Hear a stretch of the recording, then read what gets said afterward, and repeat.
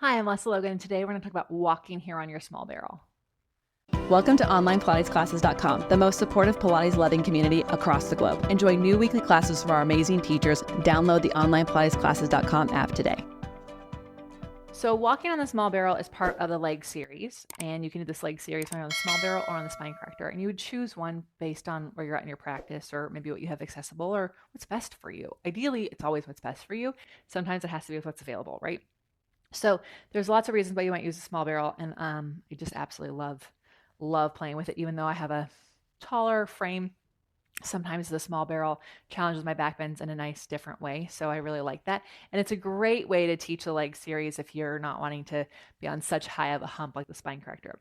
So walking, you would already have been in position to do. It's very rare that you're just going to go do walking on your Spine Corrector, but sometimes it happens. So never say never. So I'm going to show you how to get into the barrel and also how to transition from the exercise that comes before in the series. And if you're here because of the OnlinePilatesClasses.com flashcard deck for the barrels, you'll see that there's both options, how you would just go right out into the exercise, and then also how to get into it just in case you're setting up from the start, right? So I like personally to get into the small barrel from the ground, which is like you lie on your back, you lift the hips, and you pull the barrel underneath you.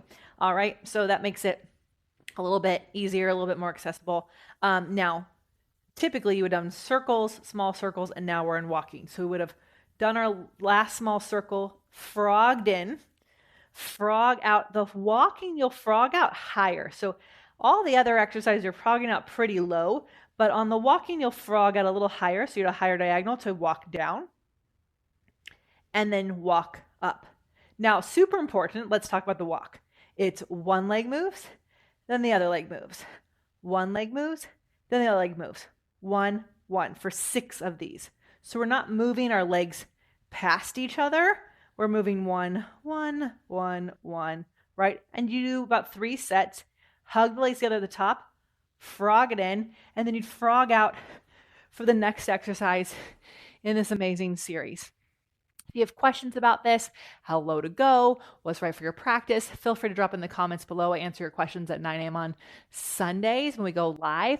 If you're a member of OPC, though, you can ask us in our members only community where we give you feedback on your form.